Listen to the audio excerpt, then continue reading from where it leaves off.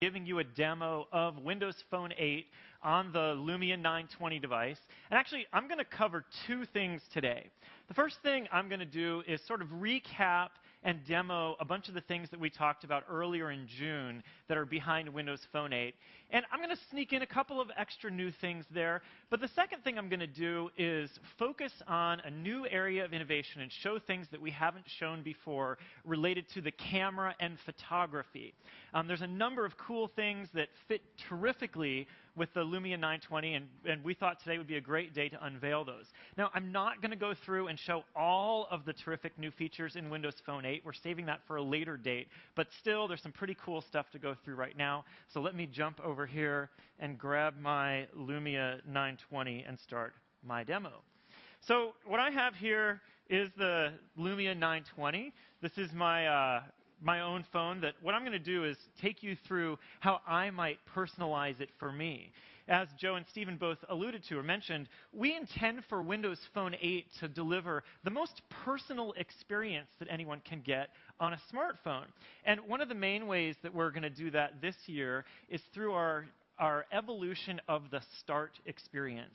So I'm going to begin here by taking this relatively generic Start experience. I've signed into my Facebook account, I've signed into my Exchange account, but I want to customize it so that it suits me, bringing the people and things that I care about right to the front and center so they're faster and easier to get to.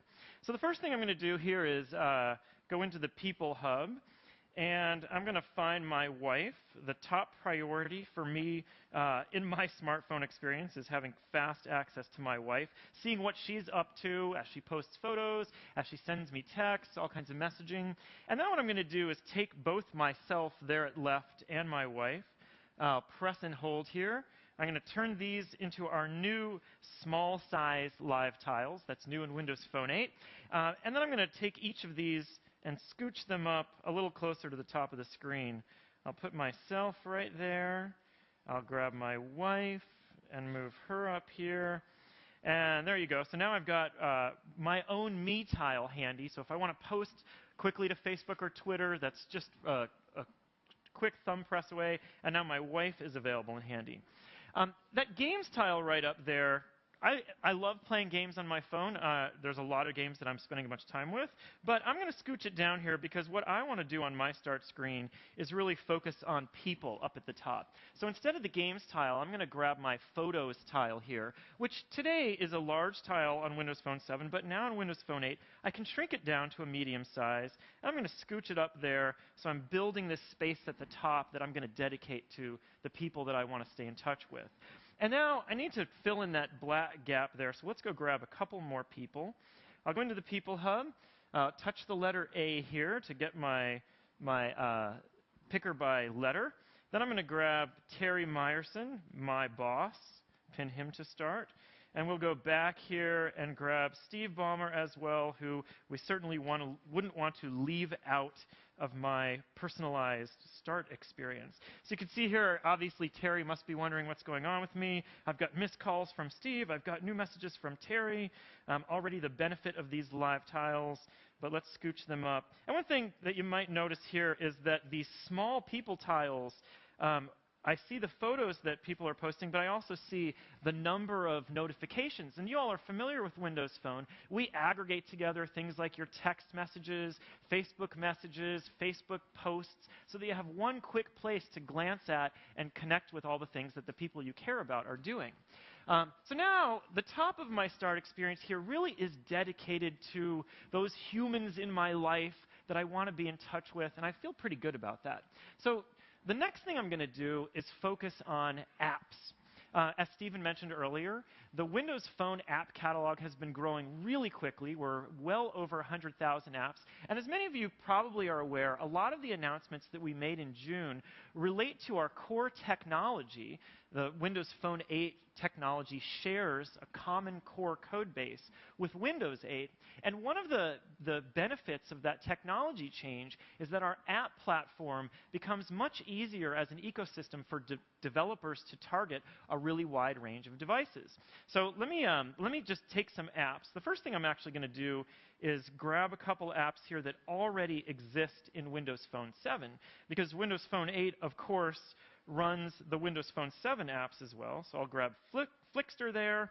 I'm going to grab the weather channel here and pin these to start. And you'll notice that right here on Windows Phone 8, even though I'm running on a brand new high-resolution screen, these live tiles scale up. They look terrific. These apps were unchanged, and they still work on Windows Phone 8. So all that benefit is still available to users.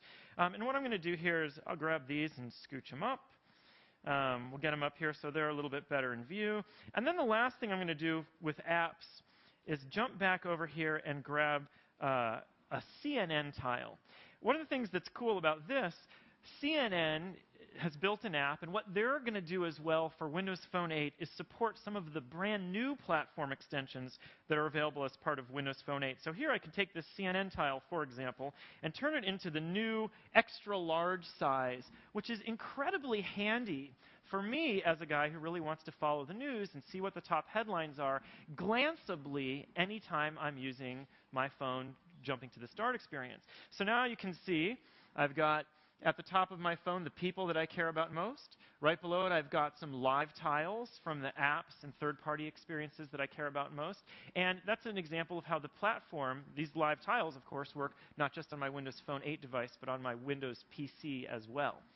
The last thing that I want to do in terms of customizing my start experience and recapping some of what we talked about in June is bring the web into this story as well. So I'm going to go to IE, and I'm coming up on a blank page right here. But I want to do a quick thing because we've mentioned that we intend for Windows Phone 8 to be really personal. And there's another nice little feature that we've done here to make IE itself also more personal. So you see that the button right up there next to the edit control that you can press to refresh? While that is nice, it's not what I personally would rather see every day when I use IE. So I'm going to go into settings here, and I have a few choices here. I can change that to a favorites button or change it to a tabs button. I'll choose tabs and go back, and now I've got a tabs button right there, super handy. I can touch that with one press, and now I can see all the open tabs that I have in IE10. So I'm going to choose Pulse here. I'm sure you all are familiar with Pulse. Pulse is a news aggregator, and what's interesting about this example is this is Pulse's new HTML5 website. And of course, in IE10 it works with touch. This is full hardware-accelerated HTML5, and the interesting thing here is that the markup for this website is exactly the same between the phone and my Windows 8 slate or laptop or desktop. The web authoring that's happened here using HTML5 standard support does rescaling of the layout of the page depending on the screen size. So I get a very consistent experience across this wide range of devices, enabling the site authors to target a huge number of people with a great, compelling experience.